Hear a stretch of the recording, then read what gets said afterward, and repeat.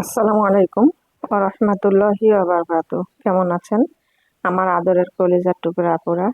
আল্লাহ সবাইকে ভালো সুস্থ রাখার তৌফিক দান করুন, এই দোয়া সবসময় করছি এবং আপনাদের দোয়া আশীর্বাদে আমিও ভালো আছি আলহামদুলিল্লাহ।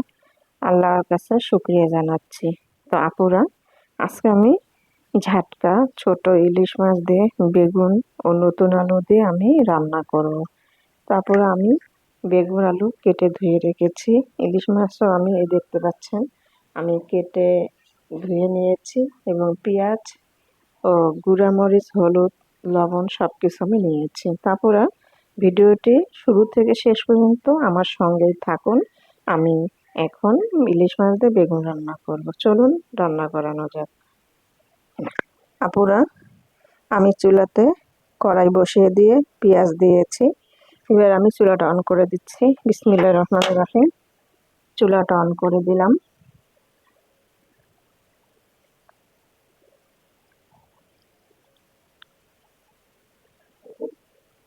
দিয়ে দিব সরিষার তেল।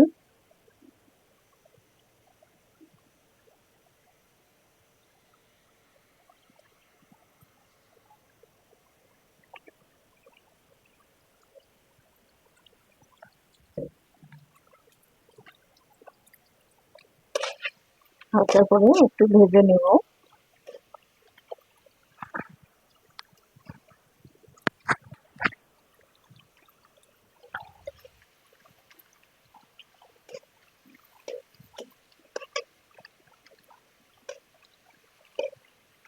আর এখনকার ইলিশ মাছ আপুরা অনেক মজাদার খেতে, পদ্মা ইলিশের মতোই।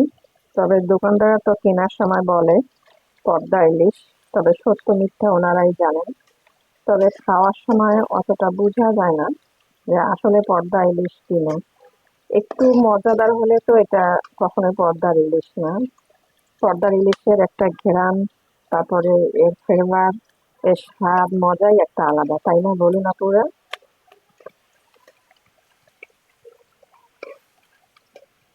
এখন আমি দিয়ে দেব হলুদ গুঁড়ো, শুকনো মরিচ ও লবণ।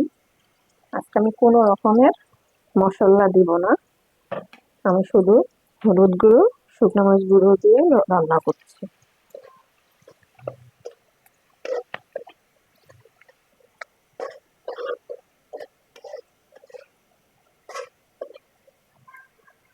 এতদিন তো জিরার গুঁড়ো, ধনিয়া গুঁড়ো, মাঝে মাঝে আবার আদা রসুনও দিই, তবে আজকে এগুলো ছাড়াই আমি রান্না করব।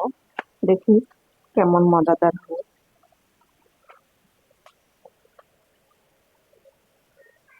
তো আমি মশলাগুলো একটু কষিয়ে নিব। সামান্য একটু পানি দিব আমি।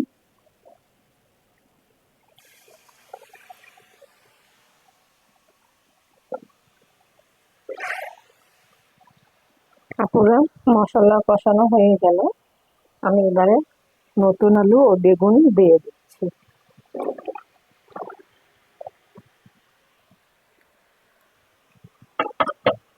এবার একটু ভালো করে নাড়াচাড়া করে দিচ্ছি, দিয়ে আমি কষিয়ে নেব।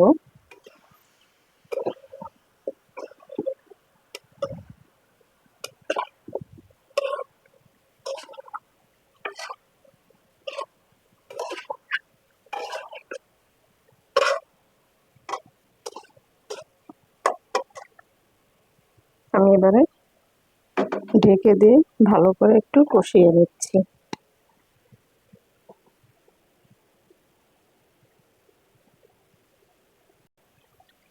আপুরা, আমি কষিয়ে নিলাম বেগুন আলু ভালো করে। এবার আমি ঝোলের পানি দিয়ে দিচ্ছি।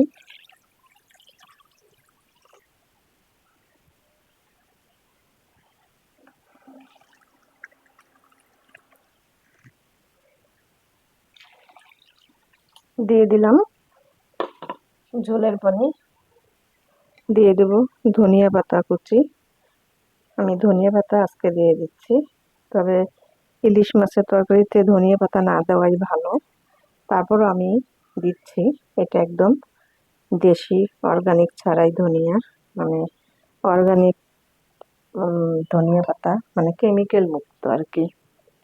তা এবার আমি একটু নাড়াচাড়া করে দিয়ে ইলিশ মাছগুলো আমি দিয়ে দিব।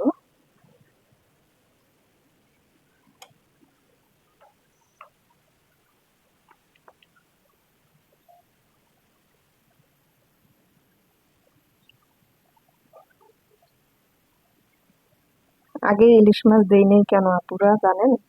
ইলিশ মাছ দিলে ইলিশ মাছগুলো ভেঙে যাওয়ার সম্ভাবনা থাকবে, এই জন্য আমি দেইনি।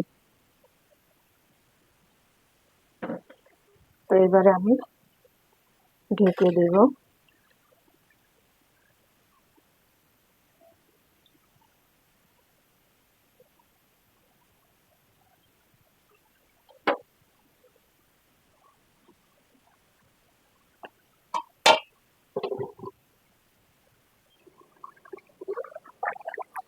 আপুরা, হয়ে গেল মাছের তরকারি রান্না। তো এবারে আমি নামিয়ে নিব। আপুরা, নামিয়ে নিয়ে আসলাম নতুন আলু, বেগুন, ইলিশ মাছ দিয়ে রান্না তরকারি।